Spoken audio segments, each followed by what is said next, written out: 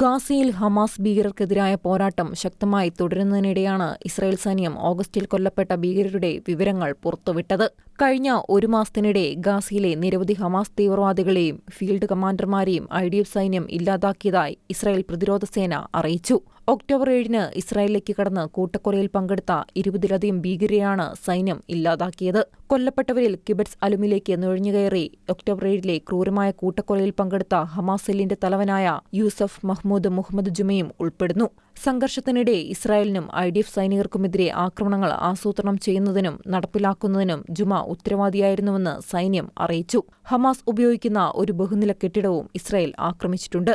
ഇസ്രായേലിനെതിരായ ഭീകരാക്രമണങ്ങൾ ലക്ഷ്യമിട്ടാണ് ഈ കെട്ടിടം ഉപയോഗിച്ചിരുന്നതെന്ന് IDF പറഞ്ഞു. പ്രദേശത്തെ IDF സൈനികർക്കെതിരെ തീവ്രവാദ ആക്രമണങ്ങൾ നടത്തുന്നതിനും മുന്നേറുന്നതിനും ഉപയോഗിക്കുന്ന സൈനിക അടിസ്ഥാന സൗകര്യങ്ങൾ കെട്ടിടത്തിൽ ഉണ്ടായിരുന്നു.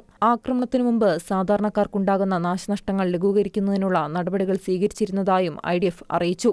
ഗാസ മുൻപിലെ തീവ്രവാദ സംഘടനകൾ അന്താരാഷ്ട്ര നിയമങ്ങൾ ലംഘിക്കുകയാണെന്നും സിവിലിയൻ അടിസ്ഥാന സൗകര്യങ്ങളെയും ഗാസയിലെ ജനങ്ങളെയും ഭീകരപ്രവർത്തനങ്ങൾക്കു വേണ്ടി മനുഷ്യകവചങ്ങളായി ക്രൂരമായി ചൂഷണം ചെയ്യുകയാണെന്നും IDF പറഞ്ഞു. International desk Shekena news.